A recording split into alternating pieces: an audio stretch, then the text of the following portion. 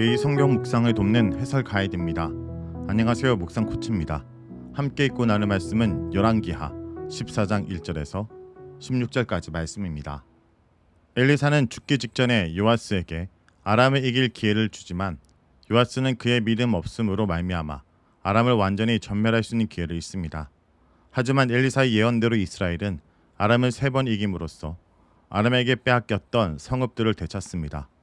이때 유다는 요아스의 아들 아마샤가 새로운 왕으로 등극합니다. 이 두 왕국 간의 이전의 동맹관계는 사라지고 전쟁을 하게 됩니다. 1절에서 4절은 유다왕 아마샤의 등극입니다. 이 단락에서 유다왕 아마샤의 등극 공식이 나옵니다. 아마샤는 유다왕 요아스의 뒤를 이어 왕이 되는데 그는 이스라엘 왕 요아스 시대로부터 여로보암 시대까지 유다의 왕으로 있었습니다. 17절에 따르면 그는 이스라엘 왕 요아스가 죽은 뒤에도 15년간 더 살아 있었습니다. 그는 25세의 왕이 되어 예루살렘에서 29년을 통치하였습니다. 이것을 보면 아마스의 시대는 제한적이지만 평탄한 왕정 시대였다는 것을 알 수 있습니다. 그의 어머니는 요앗단으로 예루살렘 사람입니다. 이스라엘과 다르게 유다가 어머니 언급을 언급하는 것은 일부 다처서에서 왕이 여러 명의 왕비를 두었기 때문에 어느 왕비 아들인지를 밝히기 위해서입니다. 이스라엘의 경우는 반정이 일어난 경우가 많기 때문에 어머니 이름보다는 아버지 이름을 밝히고 있습니다. 3절은 아마샤에 대한 평가입니다. 그는 여호와 보시기에 정직하다는 긍정적 평가를 받습니다. 하지만 다윗처럼 하나님 마음에 완전히 합한 것은 아니었습니다. 그의 아버지 요아스 수준만큼 행했다라는 평가를 받고 있습니다.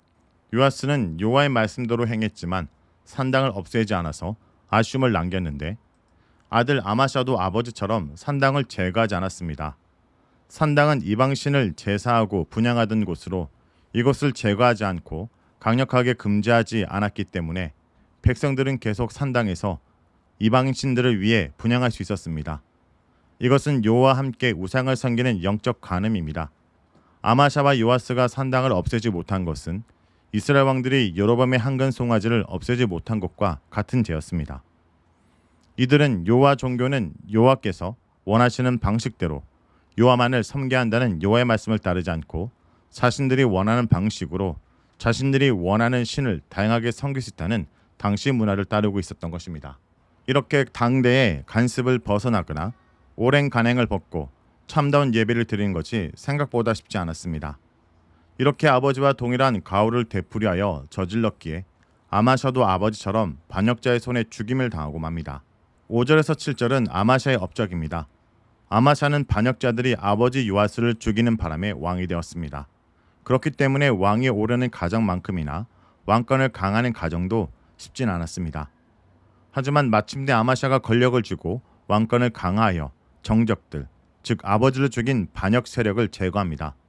하지만 아마샤는 그의 자손들까지 모두 죽인 일은 하지 않았는데 열왕기 저자는 그 이유를 아버지 죄 때문에 아들을 죽이지 말고 아들의 죄 때문에 아버지를 죽이지 말라라는 모세 율법을 따랐기 때문이라고 설명합니다.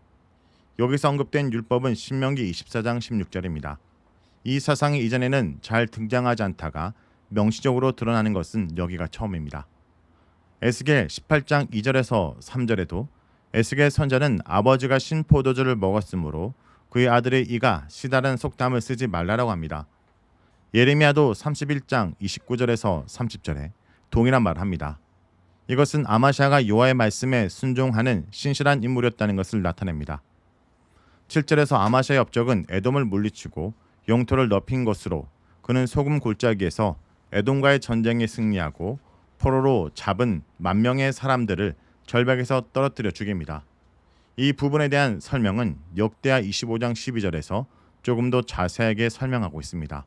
고대 사회에서 포로는 노예로 삼거나 팔고 그것도 여의치 않은 경우에는 죽였습니다. 그들이 다시 군인이 되어 오는 것을 방지하기 위한 전쟁 방식입니다. 그들은 에돔에게 승리하면서 셀라를 취하게 되었는데 오랜만에 등장하는 이스라엘의 승리 공식입니다. 여기 셀라는 오늘날의 페트라와 인접한 지역으로 보입니다. 이 지역은 일시적으로 점령한 땅이 아니라 영구적으로 유다 땅에 편입된 땅입니다.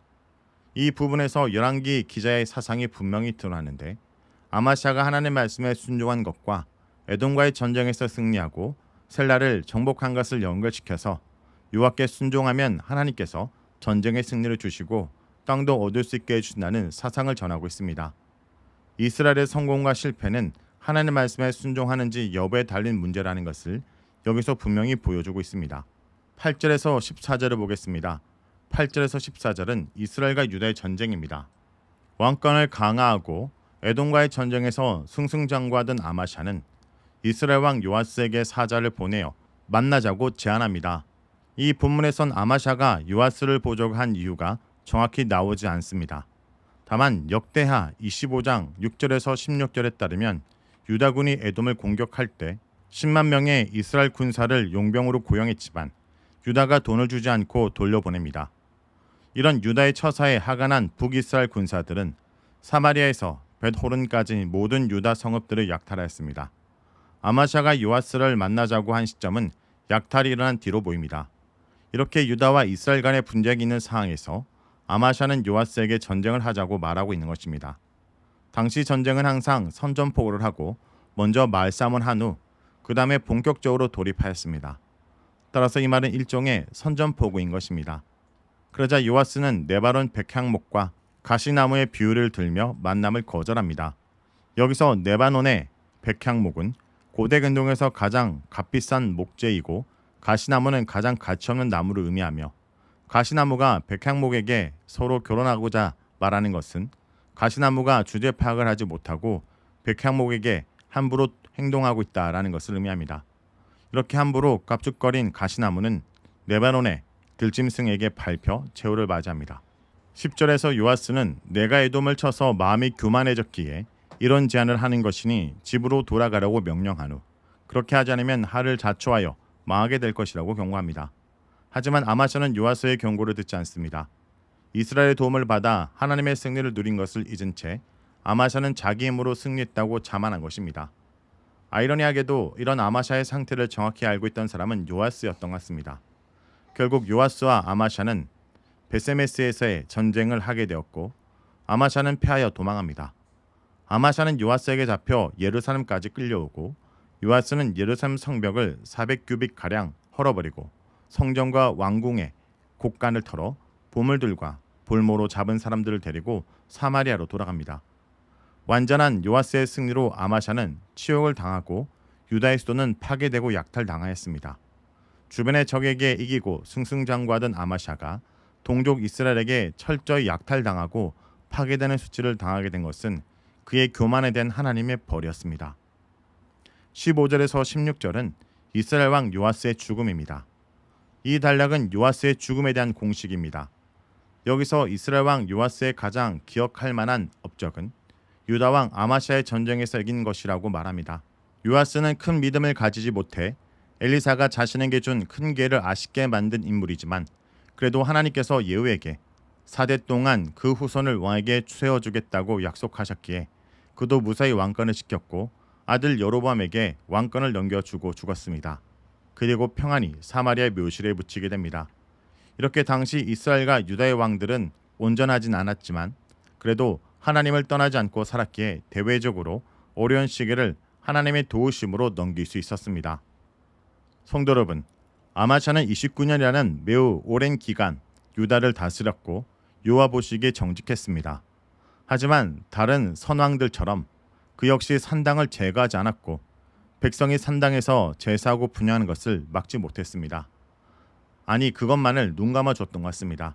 그 옆에 왕들도 그 뒤의 왕들도 그랬던 것을 보면 백성을 지나치게 자극하지 않기 위한 통치의 전략이었던 것 같습니다. 성도 여러분, 주님이 기뻐하지 않으실 걸 알면서도 다들 그런다고 핑계로 눈 감는 일은 없는지 돌아봐야 합니다.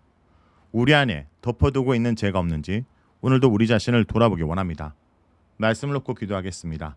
주님, 마땅히 끊어버리고 제거해야 될 것들을 내 안에 두고 묵인하고 있는 것이 있다면 오늘 주님 앞에 결단하며 끊어버리게 하여 주옵소서. 그 죄를 더 이상 붙들지 않고 키우지 않는 지혜로운 자가 되게 하여 주옵소서. 예수님의 이름으로 기도합니다. 아멘.